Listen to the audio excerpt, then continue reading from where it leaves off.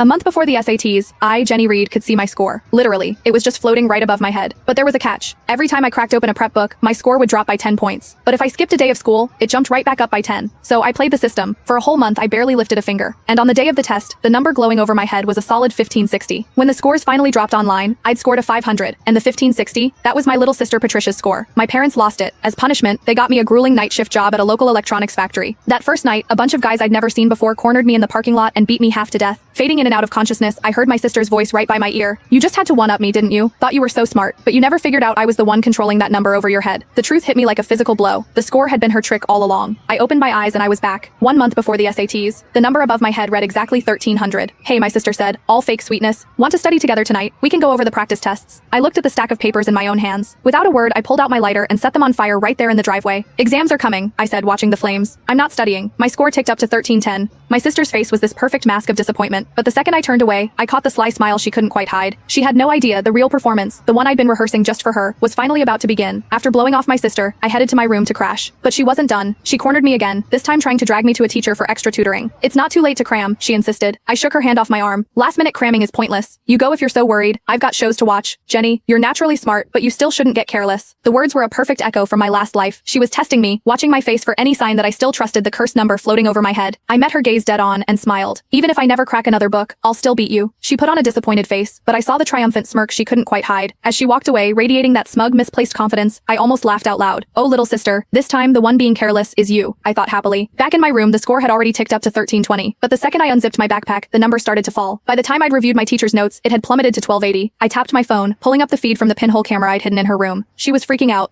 "Why is it dropping so fast?" I knew she was lying. She said she wasn't studying, but she's obviously grinding right now. "Why doesn't she believe the score?" A cold, unfamiliar voice answered her. "Why are you panicking? Once it drops below 1000, it'll detonate right on top of her. Studying is basically a death wish." My blood ran cold, but my sister looked thrilled. If she gets blown up, she deserves it. Who told her to start studying and mess with my head? Staring at the falling number, my mind raced. I had to find a way to fool this thing, and fast. I spent the next hour trying everything. No matter what I did, the moment I engaged with any study material, the score kept dropping. When it hit 1000, it flashed a violent warning red. Pure adrenaline shot through me. I slammed my books shut, grabbed my stuff, and booked it to an all-night bar downtown. I didn't breathe easy until I saw the number climb back to 1530 on the reflection in my phone. And right on cue, my sister noticed it too. On the surveillance feed, she looked unbearably smug. I knew that idiot would fall for it. She's probably out partying right now, thrilled that her score is going up from slacking off. She actually thinks she's going to score a 1530. That's my score. Watching her celebrate, I let out a cold laugh and killed the feed. She had no idea I just cracked the code on how to cheat the score over my head. The real game was about to start. I let the chalk clatter onto the floor, stretching out on the plush sofa in the bar's private room. I looked over the walls I'd covered in formulas and equations. That's what I'd really been doing all night, and the score floating above my head hadn't detected a thing. A waiter knocked, telling me my time was up. So, I made the call.